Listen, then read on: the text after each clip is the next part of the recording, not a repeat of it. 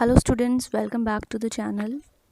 अगर आप पहली बार इस वीडियो को देख रहे हैं तो चैनल को लाइक, सब्सक्राइब एंड शेयर ज़रूर कीजिएगा और सब्सक्राइब बटन के साइड में एक बेल बटन है, उसे प्रेस कीजिएगा सो दैट कोई भी नई वीडियो अगर इस चैनल पे अपलोड हो तो आपको उसका नोटिफिकेशन मिल जाए। चलिए स्टार्ट करते हैं। हम क्लास 10 का चैप्टर 2 कवर कर रहे थे, एसिड्स, बेसिस एंड सॉल्ट। और आज का जो हमारा टॉपिक है वो सॉल्ट्स है। बेसिकली सॉल्ट्स क्या होते हैं, कैसे हम उनको प्रिपेयर कर सकते हैं और कैसे हम उनको क्लासीफाई कर सकते हैं, ठीक है। और सॉल्ट्स की यूटिलिटी क्या है। सो आज की वीडियो में हम सिर्फ कवर करेंगे कि सॉल्ट्स क्या होते हैं और उनको हम क्लासीफाई कैसे करते हैं, ठीक है। चलिए स्टार्ट करते हैं। बेसिकली बेटा, जब हम बात करते हैं सॉल्ट्स की तो आपने न्यूट्रलाइजेशन में पढ़ा है कि सॉल्ट्स कैसे प्रिपेयर होते हैं। जब एसिड्स और बेस के एक्वस सॉल्यूशन रिएक्ट करते हैं तो उनके कॉम्बिनेशन से, उनके न्यूट्रलाइजेशन से क्या बनता है, सॉल्ट और वाटर, ठीक है। अभी आपने एक और चीज़ वहाँ पे ऑब्जर्व की थी कि जो सॉल्ट बनते हैं बेटा वो आयोनिक नेचर के होते हैं, ठीक है। मतलब उसके अंदर क्या होंगे, आयन्स होंगे, पॉजिटिवली चार्ज आयन और नेगेटिवली चार्ज आयन, ठीक है। 9th क्लास में आपने पढ़ लिया है कि जो आयन्स होते हैं वो कैसे बनते हैं। चलो थोड़ा सा रिमाइंड करवा देते हैं। सपोज आपके पास यहाँ पर ये सोडियम है, ठीक है भैया। सोडियम का जो अटोमिक नंबर होता है वो 11 होता है, ठीक है। अगर अटोमिक नंबर 11 है तो नंबर ऑफ इलेक्ट्रॉन्स कितने हो गए बेटा सोडियम के अंदर, 11 हो गए, ठीक है। चलो इसका हम स्ट्रक्चर ड्रॉ करते हैं। ये न्यूक्लियस है, इसके अंदर 11 प्रोटॉन्स हैं, ठीक है, और 12 न्यूट्रॉन्स हैं। अभी हम देखते हैं इसका, देखो फर्स्ट ऑर्बिटल, जो आपका फर्स्ट ऑर्बिटल होता है, फर्स्ट शेल, इसके अंदर कितने इलेक्ट्रॉन्स है सोडियम के, 2 इलेक्ट्रॉन, ठीक है बेटा। ओके जो आपका सेकंड है, इसकी इलेक्ट्रॉनिक कन्फिग्रेशन अगर हम लिखें, आपने लिखनी सीखी होगी 2, 8 एंड 1। फर्स्ट शेल के अंदर 2 इलेक्ट्रॉन आ सकते हैं, ठीक है।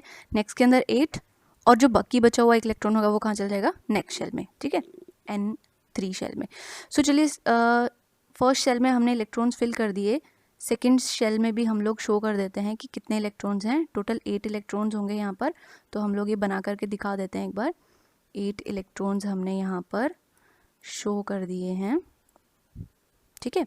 अब बारी आती है थर्ड शेल की। इलेक्ट्रॉनिक कन्फिग्रेशन क्या कह रही है कि थर्ड शेल के अंदर कितने इलेक्ट्रॉन्स होंगे बेटा, 1 इलेक्ट्रॉन, ठीक है। अभी सोडियम है। अब कोई भी चीज़ स्टेबल, कोई भी एलिमेंट स्टेबल तब होता है बेटा जब उसके वैलेंट शेल में, जो आउटरमोस्ट शेल है, उसके अंदर 8 नंबर ऑफ इलेक्ट्रॉन्स हो जाए, ठीक है, मतलब वो कंप्लीट हो जाए। ओके तो जब वो कंप्लीट हो जाएगा तो एलिमेंट स्टेबल हो जाएगा। बट यहाँ पर आप देख रहे हो कि जो सोडियम है उसके आउटर मोस्ट में कितने इलेक्ट्रॉन है बेटा, 1 है ना। तो इसको कंप्लीट ऑक्टेट करने के लिए क्या चाहिए, या तो 7 इलेक्ट्रॉन्स गेन करने पड़ेंगे, अगर, या फिर दूसरी पॉसिबिलिटी क्या है कि अपना 1 इलेक्ट्रॉन लूज कर दे। तो क्या होगा, इसका जो ये इनर शेल है इसके अंदर 8 इलेक्ट्रॉन्स रह जाएंगे जो कंप्लीट हो जाएंगे, कंप्लीटली फिल्ड हो जाएगा और ये स्टेबल हो जाएगा, ठीक है। तो अभी क्या है, 7 इलेक्ट्रॉन्स गेन करने की बजाय लूज, 1 इलेक्ट्रॉन को लूज करना ज़्यादा ईजी है। तो सोडियम क्या करता है, बहुत ईजिली 1 इलेक्ट्रॉन लूज कर देता है, ठीक है। और जब सोडियम 1 इलेक्ट्रॉन लूज कर देगा बेटा, सोडियम ने अपना 1 इलेक्ट्रॉन लूज कर दिया, माइनस कर देते हैं हम यहाँ से, ठीक है। तो ये क्या बन जाएगा, सोडियम एटम ना रह के अब ये सोडियम आयन बन जाएगा, ठीक है। आयन, इसके ऊपर पॉजिटिव चार्ज क्यों आया, देखो पहले क्या थे, 11 नंबर ऑफ इलेक्ट्रॉन और 11 नंबर ऑफ प्रोटॉन्स थे, ठीक है। तो चार्ज क्या हो गया, बैलेंस हो गया। नेगेटिव चार्ज होता है इलेक्ट्रॉन के ऊपर, पॉजिटिव चार्ज होता है प्रोटॉन के ऊपर, है ना। तो 11 नेगेटिव थे और 11 पॉजिटिव थे, ओवरऑल जो एटम था वो न्यूट्रल हो गया, चार्ज कैंसिल हो गए, ठीक है। लेकिन अभी क्या है, 1 इलेक्ट्रॉन कम हो गया। अगर 1 इलेक्ट्रॉन कम हो गया तो नेगेटिव चार्ज कितने हो गए बेटा, 11 में से 1 चला गया, 10 रह गए। पॉजिटिव चार्ज प्रोटॉन तो उतना ही है, 11 है, तो ओवरऑल एक पॉजिटिव चार्ज सोडियम के ऊपर आ जाता है, ठीक है। तो इस तरीके से आयंस बनते हैं न्यूट्रल एटम से। अगर एक इलेक्ट्रॉन लूज हो जाता है तो पॉजिटिव चार्ज आ जाएगा, अगर कोई एलिमेंट इलेक्ट्रॉन गेन कर लेता है, कोई एटम इलेक्ट्रॉन गेन कर लेता है, ठीक है, तो उसके पास एक्स्ट्रा इलेक्ट्रॉन हो जाएंगे और उसकी वजह से उसके ऊपर जो नेगेटिव चार्ज है वो बढ़ जाएगा, तो वो क्या बना देगा, नेगेटिवली चार्ज आयन बना देगा, ठीक है। जिसके ऊपर पॉजिटिव चार्ज होता है उसको क्या बोलते हैं बेटा, कैटायन बोलते हैं, जैसे Na पॉजिटिव, ठीक है। सिमिलरली जिसके ऊपर नेगेटिव चार्ज आ जाए, जैसे Cl नेगेटिव है, इसके ऊपर नेगेटिव चार्ज आ गया तो इसको हम क्या बोलेंगे बेटा, एनायन बोलेंगे, ठीक है। एनायन बोल देते हैं इनको हम लोग। चलो क्लियर कर देते हैं स्क्रीन को और उसके बाद अभी ये समझते हैं। अच्छा, जब एसिड और बेस रिएक्ट कर रहे हैं आपस में, ये एक दूसरे को न्यूट्रलाइज कर रहे हैं और सॉल्ट और वाटर की फॉर्मेशन कर रहे हैं, और वो जो सॉल्ट है उसके अंदर क्या है बेटा, कैटायन और एनायन प्रेजेंट है ना। तो सॉल्ट क्या हो गया, आयनिक नेचर का हो गया, ओके। दूसरी बात क्या आती है कि वो क्रिस्टलाइन नेचर का होता है। क्रिस्टलाइन मतलब कि उसके क्रिस्टल्स होते हैं, ठीक है। क्रिस्टलाइन अगर कोई सॉल्ट होगा बेटा तो उसका जो पार्टिकल्स होंगे ना वो एक क्रिस्टल लेटिस के अंदर अरेंज्ड होते हैं, ठीक है। जैसे आपने सॉल्ट देखा होगा तो सॉल्ट के बहुत छोटे छोटे क्रिस्टल्स आपने देखे हैं, ठीक है। जो घर में सॉल्ट होता है आपका NaCl, सोडियम क्लोराइड सॉल्ट, उसके आप कभी ध्यान से देखो छोटे छोटे क्रिस्टल्स होते हैं, ठीक है। तो ऐसे जो सॉल्ट्स होते हैं वो क्रिस्टलाइन होते हैं।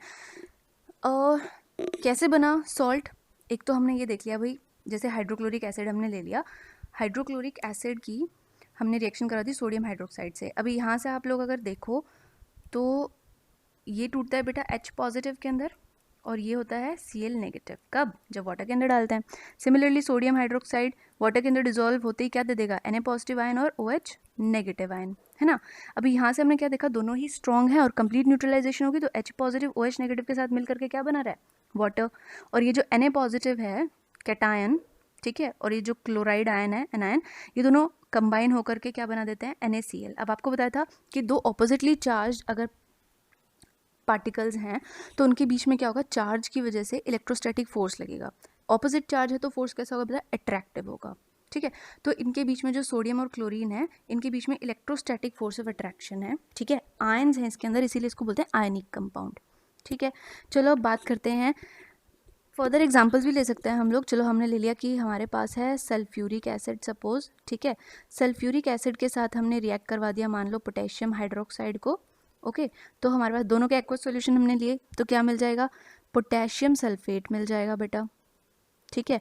और प्लस में क्या मिल जाएगा, वाटर मिल जाएगा, है ना। तो ये पोटेशियम सल्फेट क्या हो गया, सॉल्ट। इस तरीके से हम लोग क्या बना सकते हैं, सॉल्ट्स की फॉर्मेशन कर सकते हैं। नॉट ओनली एसिड और बेस, आपने जो एसिड और बेसिस की प्रॉपर्टीज़ पढ़ी थी, केमिकल प्रॉपर्टीज़, उसमें भी हमने देखा था कि जब एसिड्स मेटल के साथ रिएक्ट कर रहे हैं या मेटल ऑक्साइड्स के साथ रिएक्ट कर रहे हैं, मेटल कार्बोनेट बाइकार्बोनेट्स के साथ रिएक्ट कर रहे हैं, ठीक है, तो उस केस में वो क्या प्रोड्यूस करते हैं, सॉल्ट, है ना। आगे हम लोग डिटेल में डिस्कस करने वाले हैं ये चीज़। अब नेक्स्ट बेटा आता है कि क्लासिफिकेशन ऑफ सॉल्ट, कि सॉल्ट को हम क्लासीफाई कैसे कर सकते हैं, ठीक है। तो सॉल्ट को क्लासीफाई करने के कितने तरीके बेटा, एक तो हो सकता है हम केमिकल फार्मूला के बेसिस पे कर दें, ठीक है। दूसरा हम कर सकते हैं पीएच वैल्यू के बेसिस पे कि केमिकल फार्मूला कैसा है, ठीक है। पीएच वैल्यू कैसी है, अगर हम सॉल्यूशन को टेस्ट करें तो वो पीएच स्केल के ऊपर क्या रीडिंग देने वाला है, बिलो 7 देने वाला है, अबव 7 देने वाला है या 7 देने वाला है, ठीक है। आपने पढ़ा है बिलो 7 अगर रीडिंग आती है इसका मतलब जो सब्सटेंस है सोल्यूशन है वो क्या बेटा, एसिडिक है। अगर अबव 7 आएगी तो वो बेसिक हो जाएगा और अगर 7 आ गई तो कह सकते हैं कि न्यूट्रल सोल्यूशन है ना। तो पीएच वैल्यू के बेसिस पे क्लासीफाई कर सकते हैं। Classification based on the family of salts, कि वो कौन सी फैमिली को बिलोंग करता है, क्या वो सॉल्ट सोडियम फैमिली को बिलोंग कर रहा है या पोटेशियम फैमिली को बिलोंग कर रहा है या फिर एनाइंस की फैमिली ले लेते हैं, नाइट्रेट फैमिली को बिलोंग कर रहा है या क्लोराइड फैमिली को बिलोंग कर रहा है, ठीक है। इस तरीके से चलिए स्टार्ट करते हैं क्लासिफिकेशन ऑफ सॉल्ट्स। तो एक जनरल ओवरव्यू आपको देते हैं कि सॉल्ट्स को हम 3 टाइप से कैसे क्लासीफाई कर रहे हैं। केमिकल फार्मूला के बेसिस पे हमारे जो सॉल्ट होता है वो नॉर्मल सॉल्ट हो सकता है, ठीक है, या वो एसिडिक सॉल्ट हो सकता है, लाइक आपको यहाँ पर एग्जांपल दिया है, ठीक है, सोडियम हाइड्रोजन सल्फेट का। बेसिक सॉल्ट हो सकता है, अभी मैं नेक्स्ट आपको ये बताने वाली हूँ कि इनकी फॉर्मेशन हम कैसे कर सकते हैं, ठीक है। Then we have double salt. चलिए पहले इसी को एक्सप्लेन करते हैं कि डिपेंडिंग अपॉन केमिकल फॉर्मूला हमारे पास कौन कौन से टाइप के सॉल्ट्स हो जाते हैं, ठीक है। तो सबसे पहले हम डिस्कस करते हैं नॉर्मल सॉल्ट। सो यहाँ पर कर लेते हैं हम लोग, ठीक है। नॉर्मल सॉल्ट बेटा क्या होता है, जब भी हमारे पास एसिड, ये तो बहुत ही गंदी हैंड राइटिंग आ गई, चलो यहाँ पे क्लियरली लिखते हैं, जब भी हम लोग एसिड की बेसिस के साथ रिएक्शन करवाएंगे, ठीक है, एक्वस सॉल्यूशन के साथ, ओके, और अगर कंप्लीट न्यूट्रलाइजेशन हो जाता है तो जो सॉल्ट हमको मिलने वाला है बेटा वो सॉल्ट कैसा होगा, नॉर्मल कहलाएगा, ठीक है। जैसे वेरी कॉमन एग्जांपल हम लोग क्या लेते हैं, जैसे हमने ले लिया था HCl, उसको हमने रिएक्ट करवा दिया था सोडियम हाइड्रोक्साइड के साथ, ठीक है। तो रिएक्शन के बाद हमें क्या मिला था, सोडियम क्लोराइड मिल गया था और क्या मिल गया था बेटा, वाटर, ठीक है। तो ये जो सोडियम क्लोराइड था बेटा ये क्या हमारा कंप्लीट न्यूट्रलाइजेशन से ऑब्टेन हुआ। तो इस टाइप के जो सॉल्ट्स होते हैं उनको हम बोलते हैं नॉर्मल सॉल्ट्स, ओके। यहाँ पे आप देख सकते हो जितने भी H पॉजिटिव एसिड के हैं और जितने भी OH नेगेटिव यहाँ पर इस बेस के हैं, ये दोनों के दोनों रिप्लेस हो गए, आपस में कंबाइन हो गए, वाटर की फॉर्मेशन कर रहे हैं। और जो ये बचे हुए आयन्स हैं यहाँ पे क्लोराइड आयन और ये Na पॉजिटिव आयन, ये दोनों कंबाइन करके क्या बना रहे हैं, आपका आयनिक सॉल्ट बना रहे हैं, ओके। सिमिलरली हम लोग ये देख सकते हैं जैसे कि H2SO4 है मान लो, सल्फ्यूरिक एसिड, ठीक है। हम लोग सल्फ्यूरिक एसिड की रिएक्शन करवाते हैं, पीछे भी हमने करवाई थी। जैसे कि यहाँ पर हम लोग देख लेते हैं, सल्फ्यूरिक एसिड है हमारे पास, ठीक है। उसकी रिएक्शन हमने करा दी, मान लो हम किसके साथ करवा रहे हैं, सोडियम हाइड्रोक्साइड के साथ करवा देते हैं, चलो ठीक है। तो क्या होगा इस केस में, आपको पता है यहाँ से क्या रिलीज होंगे बेटा, H पॉजिटिव, यहाँ से क्या रिलीज होने वाला है, OH नेगेटिव, ठीक है। दोनों मिलकर के क्या बना देंगे, वाटर। सबसे पहले इसको ही लिख लेते हैं, चलो। अभी आयन क्या बच गए, सोडियम आयन और सल्फेट आयन, है ना, दोनों कंबाइन होंगे, क्या बनाएंगे बेटा, Na2SO4, सोडियम सल्फेट, ठीक है। अभी यहाँ पर आप देख सकते हो कि दोनों एसिड जो बेसिस की कंप्लीट न्यूट्रलाइजेशन हो गई, सारे के सारे H पॉजिटिव सारे के सारे OH नेगेटिव के साथ कंबाइन होकर के वाटर बना रहे हैं, और रिमेनिंग जो आयंस सॉल्यूशन के अंदर बचे थे वो कंबाइन होकर के सॉल्ट फॉर्मेशन कर रहे हैं, ठीक है। तो इस टाइप का जो सॉल्ट बनेगा उसको हम बोलते हैं बेटा normal salt, results from the complete neutralisation, ठीक है। ये बात आपको माइंड में रखनी है। उसके बाद हम बात करते हैं नेक्स्ट पॉइंट की।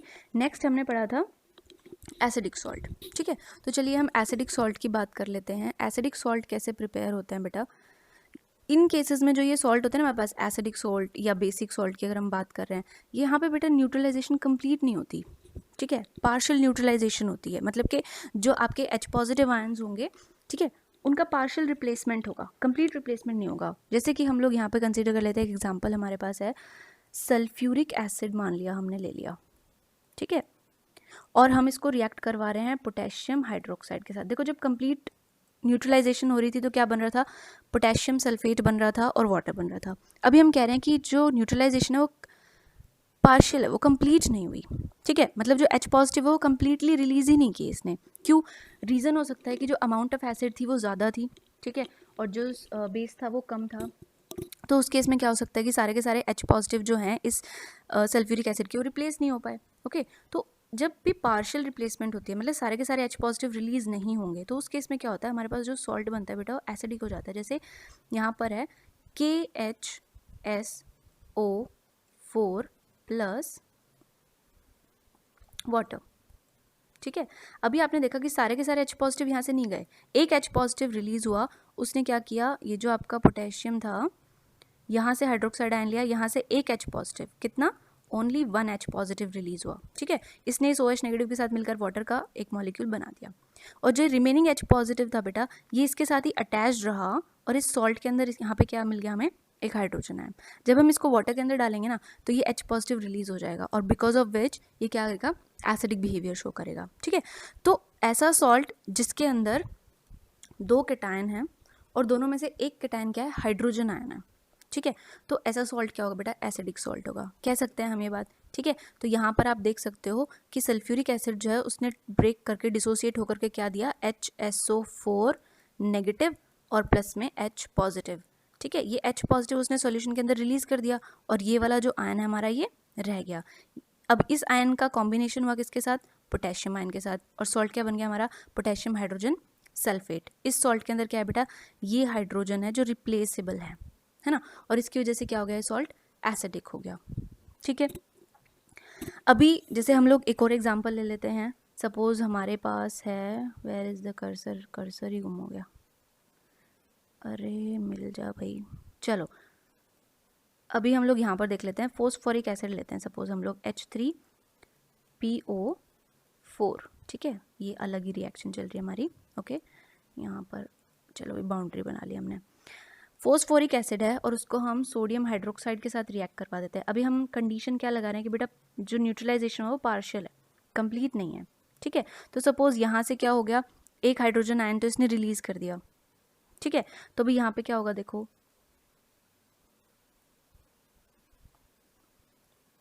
Na2, ओ सॉरी ये Na2 नहीं आएगा, एक मिनट, हाँ इसको कट करते हैं क्योंकि एक ही H पॉजिटिव रिलीज हुआ है ना, तो NaH2PO4, ठीक है। यहाँ पे बात करते हैं जैसे जो हमारा फॉस्फेट आयन होता है उसकी जो वैलेंसी होती है बेटा वो 3 नेगेटिव होती है, ठीक है। यहाँ पे सेटिस्फाई हो गई है, ओके। तो हमारा जो सॉल्ट बना वो क्या बना, सोडियम डाइहाइड्रोजन फॉस्फेट, ठीक है। सपोज अब नेक्स्ट केस में हम क्या कंसिडर कर लेते हैं कि 2 H पॉजिटिव यहाँ से क्या हो गए, रिलीज हो गए, ठीक है। तो हमारे पास सेम सॉल्ट लेते हैं हम लोग, सेम एसिड लेते हैं फॉस्फोरिक एसिड H3PO4, ठीक है। ये अगेन रिएक्ट कर रहा है सोडियम हाइड्रोक्साइड के साथ। अभी इस केस में इसने क्या किया, 2 H पॉजिटिव रिलीज कर दिए, ठीक है। अगर 2 H पॉजिटिव रिलीज कर दिए तो वो OH नेगेटिव के साथ मिलकर के क्या बना रहे हैं बेटा, वाटर बना रहे हैं। उन्होंने तो बना लिया, अब एक H पॉजिटिव क्या हुआ, इसी सॉल्ट के अंदर रह गया, ठीक है। तो वो यहाँ पर कंबाइन हो जाएगा इस सॉल्ट के साथ। सो सॉल्ट हमारा जो रिजल्टिंग है वो क्या बनेगा, Na2HPO4, ठीक है, डाई सोडियम हाइड्रोजन फॉस्फेट, ठीक है। तो इस टाइप से जो हमारा सॉल्ट है उसकी फॉर्मेशन हो जाती है। इस टाइप के जो सॉल्ट है जिनके पास ये H positive hydrogen cation present होगा उसके फॉर्मूला के अंदर, वो सॉल्ट्स बेटा कैसे नेचर के होंगे, एसिडिक नेचर के होंगे। तो ये फॉर्मूला के ऊपर है, इसके फॉर्मूले के अंदर ही क्या आ गया बेटा, हाइड्रोजन, है ना। तो फॉर्मूले इस तरीके से हम डिवाइड कर सकते हैं, क्लासीफाई कर सकते हैं सॉल्ट्स को। अनदर हमारे पास था बेसिक सॉल्ट। अब बेसिक सॉल्ट्स में भी क्या होगा बेटा, फॉर्मूला के बेसिस पे अगर हम क्लासीफाई करें तो बेसिक कैसा होता है, जिसके फॉर्मूला के अंदर क्या आ जाए, OH नेगेटिव, है ना, वो सॉल्ट क्या हो जाएगा, हमारा बेसिक सॉल्ट हो जाएगा। अब इसमें भी सेम रूल अप्लाई होगा कि न्यूट्रलाइजेशन पार्शियल हो रहा है, कंप्लीट नहीं हो रहा, क्योंकि कंप्लीट होता तो नॉर्मल सॉल्ट बन जाता, ठीक है। एग्जाम्पल लेते हैं, सपोज हम लोग बात कर लेते हैं जैसे कि कॉपर हाइड्रोक्साइड है हमारे पास, ठीक है। ये बेस है, आप सभी को पता है, और ये बहुत ज़्यादा स्ट्रॉन्ग बेस नहीं है, ठीक है। कॉपर हाइड्रोक्साइड की आप रिएक्शन करवा दो, सपोज हम यहाँ पे HCl के साथ करवा रहे हैं, ओके। तो यहाँ पर क्या हुआ, इसके पास देखो 2 OH नेगेटिव है, ठीक है।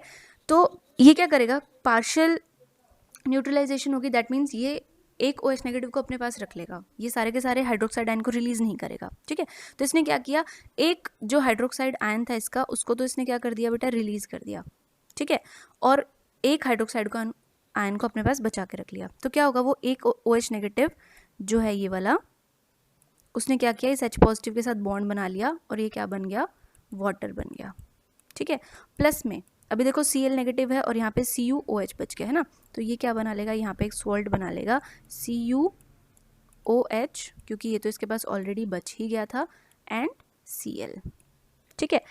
बेसिक कॉपर क्लोराइड बोलते हैं इसको हम लोग, क्या बोलते हैं, basic copper chloride, okay.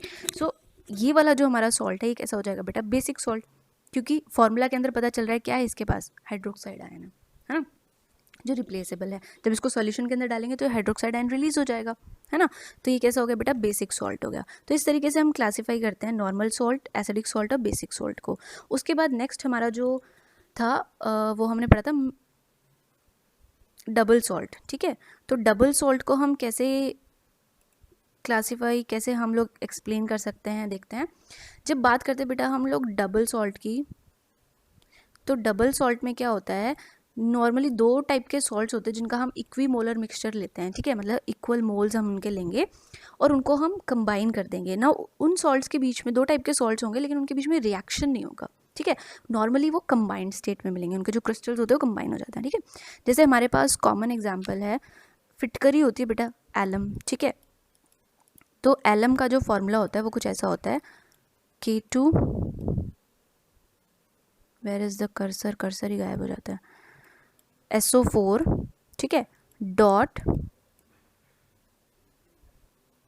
Al2SO4 thrice dot 24H2O, ठीक है। इसको बोलते हैं potassium sulphate, aluminium sulphate, potassium sulphate, aluminium sulphate 24 hydrate, ठीक है। तो यहाँ पर आप देख रहे हो कि पोटेशियम सल्फेट एक सॉल्ट है, एल्यूमिनियम सल्फेट एक सॉल्ट है, लेकिन ये दोनों क्या कंबाइन हो गए, रिएक्शन नहीं हुआ दोनों के बीच में, ठीक है, खाली क्या हो रहे हैं, कंबाइन हो गए हैं, ओके। इसको रिप्रेजेंट करने का, अगर इसको पहचानने का अगर हम कोई तरीका बताएं तो कैसे पहचान सकते हैं हम, बेसिकली इसको पहचान सकते हैं इस डॉट से, यहाँ पे दिखाई दे रहा है, ठीक है। अगर डॉट लगा हुआ है 2 सॉल्ट्स के फॉर्मूला के बीच में, इसका मतलब वो सॉल्ट कैसा है बेटा, डबल सॉल्ट है, ठीक है। ये जो 24H2O है ये होता है वाटर ऑफ क्रिस्टलाइजेशन, ठीक है, molecules of water of crystallisation, ठीक है। बेसिकली कैसे प्रिपेयर करते हैं यहाँ पे जनरल थोड़ा सा समझ लेते हैं। कोई भी बेटा सॉल्ट है, ठीक है, इम्प्योर सॉल्ट था, हमने क्या किया, किसी सॉल्वेंट में उसको डाल दिया, उसको डिजोल्व कर दिया और फिर उसको हीट किया, ठीक है। और मान लो यहाँ पर हमने ले लिया ये, ठीक है, अगर वाटर सॉल्युबल है तो वाटर एज अ सॉल्वेंट ले लो, उसके अंदर सॉल्ट को डिजोल्व कर दो और इसको तब तक हीट करते जाओ जब तक ये 1/3 ना रह जाए। ओके, जैसे ही 1/3 रह जाए आप इसको रख दो, उठा दो, ठीक है, हीट मत करो, और उसको रख दो, ओवरनाइट रख दो, या कुछ सॉल्ट्स के केसेस में हमें 1-2 दिन वेट करना पड़ता है अनडिस्टर्ब्ड, ठीक है, बिना इसको डिस्टर्ब किए रख दो। आप ऑब्जर्व करोगे कि कुछ क्रिस्टल्स बन जाएंगे जो प्योर सब्सटेंस के होंगे, ठीक है, वाटर नीचे रह जाएगा और क्रिस्टल्स बन जाएंगे, और कुछ वाटर मॉलिक्यूल जो है ना उन क्रिस्टल्स के साथ अटैच हो जाएंगे। उन वाटर मॉलिक्यूल्स को जो क्रिस्टल के साथ अटैच हो जाते हैं और हमें पता भी नहीं चलता कि उसके अंदर वाटर प्रेजेंट है, उनको बोलते हैं बेटा वाटर ऑफ क्रिस्टलाइजेशन, ठीक है। ये जो प्रोसेस होता है, इस पूरे प्रोसेस को बोला जाता है क्रिस्टलाइजेशन। उसमें क्या होता है, इम्प्योर सब्सटेंस है, हम प्योर सब्सटेंस के क्रिस्टल्स बना लेते हैं, ठीक है, और उन क्रिस्टल्स के साथ कुछ water of molecules of water जो है वो अटैच हो जाते हैं, लेकिन वो हमें दिखते नहीं है। जो सब्सटेंस है वो आपको ड्राई ही दिखेगा, एक्चुअल में ड्राई नहीं होता, उसके अंदर वाटर मॉलिक्यूल्स होते हैं, और जब हम उसको ज़्यादा हीट करेंगे तो वाटर मॉलिक्यूल्स जो है इवेपोरेट हो जाते हैं, फिर वो सब्सटेंस एनहाइड्रस हो जाता है, ठीक है, मतलब विदाउट वाटर मॉलिक्यूल्स। चलो ये तो बात थी वाटर ऑफ क्रिस्टलाइजेशन की, ठीक है। तो ये इस तरीके से हमारे डबल सॉल्ट होते हैं। एक और एग्जांपल है, जैसे कि हम लोग अगर ओर्स की बात करें तो हमारे पास एक और आता है कैल्शियम कार्बोनेट का, ठीक है, और आपने पढ़ा होगा कैल्शियम कार्बोनेट के साथ जो मैग्नीशियम कार्बोनेट है वो भी एग्जिस्ट करता है, कुछ इस तरीके से हम लोग इसको पढ़ते हैं, ठीक है, कैल्शियम कार्बोनेट, मैग्नीशियम कार्बोनेट, ठीक है, इसको नॉर्मली डोलोमाइट के नाम से जाना जाता है।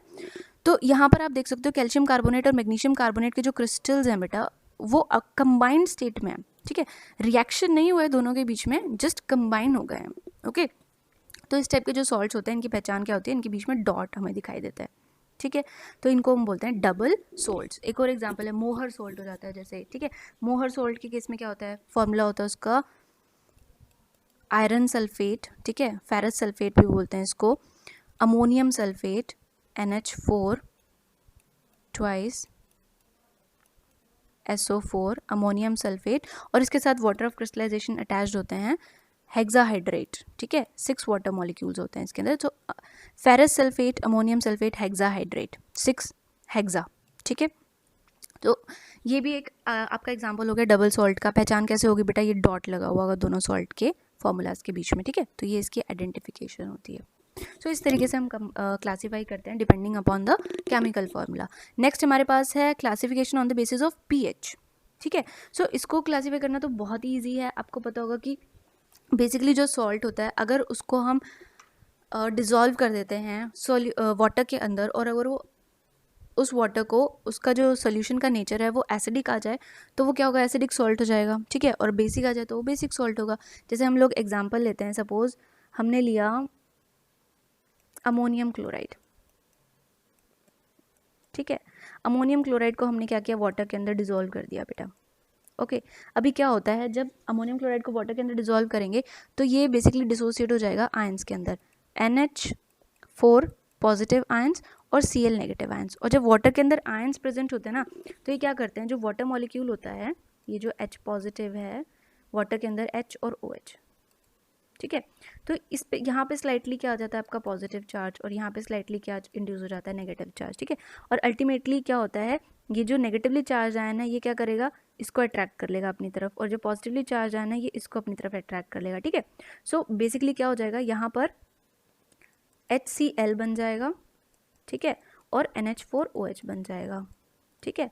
अभी आप यहाँ पर देखो क्या हो गया, HCl, इन दोनों में से स्ट्रॉन्ग कौन सा है बेटा, ऑब्वियसली HCl स्ट्रॉन्ग है, और अमोनियम हाइड्रोक्साइड क्या है, वीक बेस है, ठीक है, तो जो स्ट्रॉन्ग है कैरेक्टरिस्टिक्स उसी के आएंगे, तो रिजल्टिंग सॉल्यूशन का पीएच जो है वो कैसा हो जाता है, एसिडिक पीएच हो जाता है due to formation of this, ठीक है, ये आयंस कंबाइन हो जाते हैं, तो सॉल्ट कैसा हो गया हमारा, एसिडिक हो गया, तो पीएच कैसा आएगा इसका, बिलो 7 आएगा, ठीक है। सो इस तरीके से क्लासीफाई कर सकते हैं। अनदर एग्जाम्पल अगर हम ले, जैसे बेस का एग्जाम्पल हम लेते हैं तो इसको हम क्लियर कर देते हैं एक बार, ठीक है। मान लो हम लोग ले रहे हैं स्ट्रॉन्ग बेस NaOH है हमारे पास, ठीक है, और वीक एसिड ले लेते हैं हम लोग, सपोज हमारे पास है एसिटिक एसिड CH3COO H, ठीक है। तो इससे जो रिजल्टिंग सॉल्ट बनता है आपको पता है कि वो कैसा बनेगा बेटा, बेसिक नेचर का बनेगा, ठीक है। सो ये हो गया हमारा CH3COO सोडियम एसीटेट, और प्लस में क्या बनता है इसमें न्यूट्रलाइजेशन में, वाटर बनता है, ठीक है। पर ये कंप्लीट न्यूट्रलाइजेशन नहीं थी। अब ये वाला जो सॉल्ट हमारे पास बन गया सोडियम एसीटेट, इसका नेचर जानते हैं हम लोग। यहाँ पर ले लेते हैं सोडियम एसीटेट, ठीक है, COO, ठीक है। ये आपका सोडियम और ये एसीटेट आयन, सोडियम एसीटेट बन गया। इसको जब हम डिज़ोल्व करेंगे ना वाटर के अंदर, यहाँ पे आपने डिज़ोल्व कर दिया इसको, तो क्या बन जाएगा देखो, ये Na पॉजिटिव आयन है, क्या करेगा, जो हाइड्रोक्साइड OH नेगेटिव होगा वाटर के अंदर, आपको बताया HOH, ठीक है। ये Na पॉजिटिव क्या करेगा, इसको अट्रैक्ट करेगा, इस वाले पार्ट को, और ये क्या करेगा बेटा, इस H पॉजिटिव वाले पार्ट को अट्रैक्ट करेगा, ठीक है। क्या बन जाएगा हमारे पास, एसिटिक एसिड, ठीक है। ये समझने के लिए कर रहे हैं हम लोग, और NaOH। नाउ स्ट्रॉन्ग कौन सा है, अमोनियम हाइड्रोक्साइड। कंप्लीटली डिसोसिएट कौन होगा, अमोनियम हाइड्रोक्साइड। तो कंसंट्रेशन जो स्ट्रेंथ है OH नेगेटिव आयंस की, वो किस स्ट्रेंथ है OH नेगेटिव आयंस की, वो ज़्यादा होगी सॉल्यूशन में, और हैंस जो pH होगा वो कैसा आ जाएगा, अबव 7, ठीक है। तो सॉल्यूशन कैसा हो गया आपका, बेसिक नेचर का हो गया, ठीक है। तो इस तरीके से depending upon the pH value, कुछ सॉल्ट्स क्या होते हैं एसिडिक नेचर के, कुछ होते हैं बेसिक नेचर के। जैसे जो हमारा सोडियम एसीटेट है वो आपका क्या हो गया बेटा, बेसिक सॉल्ट हो गया, depending upon the pH value, ठीक है। उसके बाद नेक्स्ट हम लोग करते हैं फैमिलीज ऑफ सॉल्ट। तो फैमिलीज ऑफ सॉल्ट अगर हमें देखनी है तो कैसे करेंगे, चलो देखते हैं, डिस्कस करते हैं फैमिलीज ऑफ सॉल्ट। तो हमने जैसे बात की थी कि मान लो किसी कुछ सॉल्ट ऐसे जिनमें पोटेशियम आयन कॉमन है, तो हम उनको कैटेगराइज कर देते हैं पोटेशियम फैमिली में, ठीक है। जैसे कि हम लोग कुछ एग्जांपल ले लेते हैं, वी हैव सोडियम सल्फेट, ठीक है। फिर हमारे पास है सोडियम क्लोराइड, फिर हमारे पास है मान लो सोडियम कार्बोनेट, ठीक है। और हम लोग ले लेते हैं सोडियम नाइट्रेट, ले लिया। तो इन सभी सॉल्ट्स के अंदर आप देख सकते हो कि क्या कॉमन है, ये कर्सर ही गायब हो जाता है, sodium sodium sodium and sodium, चारों के चारों सॉल्ट्स में कॉमन कौन सा है बेटा, सोडियम। तो हम कह सकते हैं कि ये सारे सॉल्ट जो हैं गिवन है यहाँ पे, ये सोडियम फैमिली को बिलोंग कर रहे हैं। इस तरीके से हम फैमिलीज बना देते हैं। जैसे कुछ सॉल्ट्स ऐसे हैं जिनमें पोटेशियम आयन कॉमन है, तो सारे के सारे पोटेशियम फैमिली में कैटेगराइज हो जाएंगे, ठीक है। से हम यहाँ पे ये पोटेशियम के सॉल्ट्स ले लेते, पोटेशियम सल्फेट, ठीक है, पोटेशियम नाइट्रेट, या हम ले लेते हैं यहाँ पे पोटेशियम क्लोराइड, ठीक है। तो इन तीनों सॉल्ट्स के अंदर आप देख रहे हो क्या कॉमन है बेटा, पोटेशियम। तो ये सारे सॉल्ट्स किस में आ जाएंगे, पोटेशियम फैमिली के अंदर आ जाएंगे, है ना। ये के क्या है, पोटेशियम को रिप्रेजेंट कर रहा है, ऑलराइट। जैसे कि ये तो थे कैटायन, अगर हम एनायन की बात करें तो मान लो हम लोग ले लेते हैं NaCl, ठीक है, हम लोग लेते हैं KCl, हम लोग ले लेते हैं CuCl2, हम लोग ले लेते हैं कैल्शियम क्लोराइड, ठीक है, हम लोग ले लेते हैं मैग्नीशियम क्लोराइड, ठीक है, या हम लोग ले लेते हैं एल्यूमिनियम क्लोराइड। इन सभी के सभी सॉल्ट्स के अंदर क्या कॉमन है बेटा, ऑब्वियसली क्लोरीन जो है वो सबके अंदर कॉमन है ना।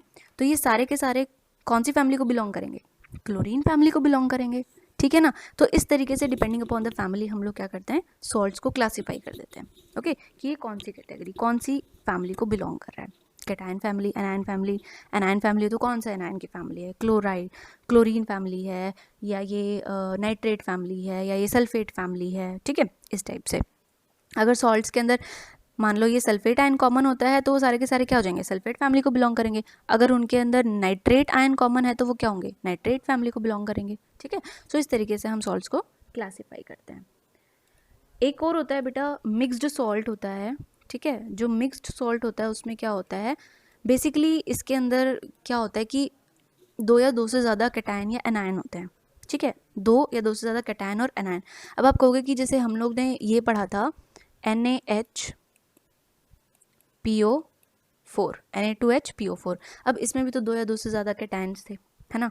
तो कंडीशन क्या है बेटा, जो दो कैटायन या दो एनायन होंगे वो डिफरेंट होंगे, ठीक है, और उनमें से कोई H पॉजिटिव नहीं होगा, या एनायन में कोई OH नेगेटिव नहीं होगा, ठीक है। तो ये बात आपको याद रखनी है। Apart from H positive and OH negative, different anions और कैटायन्स अगर सॉल्ट के अंदर है तो मिक्स सॉल्ट कहलाता है। जैसे कि हम लोग बात कर लेते हैं, जैसे हमारे पास है सोडियम पोटेशियम सल्फेट है मान लो, ठीक है। तो यहाँ पर आप देख रहे हो इसके अंदर क्या है, एक तो हमारा सोडियम आयन है दूसरा हमारे पास पोटेशियम आयन है, ठीक है। दो कैटायन है और दोनों ही क्या है बेटा, डिफरेंट हैं, है ना। और किसी में H पॉजिटिव है क्या, नहीं है ना। तो ये कैसा हो गया हमारा, मिक्स्ड सॉल्ट हो गया, ठीक है। एक और आपके सिलेबस में है NCERT में कैल्शियम ऑक्सीक्लोराइड, जिसको हम ब्लीचिंग पाउडर या ब्लीच के नाम से भी जानते हैं, ठीक है। सो कैल्शियम ऑक्सीक्लोराइड जो है ना, इसके अंदर दो बेसिकली क्या है हमारे पास, एनायंस हैं, ठीक है। और दोनों में से कोई भी OH नेगेटिव जैसा नहीं है, ठीक है। सॉरी ये क्या बना दिया मैंने, ये क्लोरीन है बेटा, ओके। सो यहाँ पे ये भी एक एनायन है और ये क्लोरीन भी एक एनायन है, ठीक है। दोनों ही डिफरेंट हैं और दोनों ही OH नेगेटिव नहीं है, तो ये सॉल्ट कैसा हो जाएगा, मिक्स सॉल्ट हो जाएगा। समझ में आ रही है बात, ठीक है। तो इस तरीके से हम सॉल्ट्स को क्लासीफाई करते हैं। आई होप आपको तो समझ में आया होगा। एक बार फिर से हम लोग ये वाली स्लाइड देखते हैं। देखो, सॉल्ट्स क्लासीफाई करते हैं chemical formula, pH value, salt family के बेसिस पे। केमिकल फॉर्मूला के बेसिस पे हमने बताया कि हम लोग नॉर्मल सॉल्ट्स में, एसिडिक और बेसिक सॉल्ट्स में और डबल सॉल्ट्स में कैटेगराइज करते हैं, ठीक है। ये मैंने आपको बता दिया कि हम कैसे क्लासीफाई करते हैं। The other is pH value के बेसिस पे। तो जिन सॉल्ट्स को वाटर के अंदर डिजोल्व कर दें और उनका जो pH है वो <7 आ जाए, तो हम क्या कहेंगे कि वो सॉल्ट कैसे हैं बेटा, एसिडिक है। अगर pH अबव 7 आ जाए तो वो सॉल्ट कैसे हैं, बेसिक हैं, ठीक है। अगर pH न्यूट्रल है तो वो सॉल्ट कैसे हैं बेटा, न्यूट्रल, ओके। pH 7 है तो सॉल्ट न्यूट्रल हो जाएगा। When some kind of ion is common among different salts, तो उसको हम एक पर्टिकुलर उस आयन की फैमिली के अंदर कैटेगराइज कर देते हैं। जैसे यहाँ पर हम एग्जांपल देखें तो इन सभी के अंदर सोडियम कॉमन है, सोडियम आयन कॉमन है, तो हमने किस में क्लासीफाई कर दिया इनको, सोडियम फैमिली में। सिमिलरली यहाँ पे आप देख सकते हो हमने पोटेशियम फैमिली के अंदर potassium chloride, potassium nitrate, potassium sulphate को क्लासीफाई कर दिया, क्योंकि सभी के अंदर क्या है बेटा, ये जो पोटेशियम आयन है ये कॉमन है, ठीक है।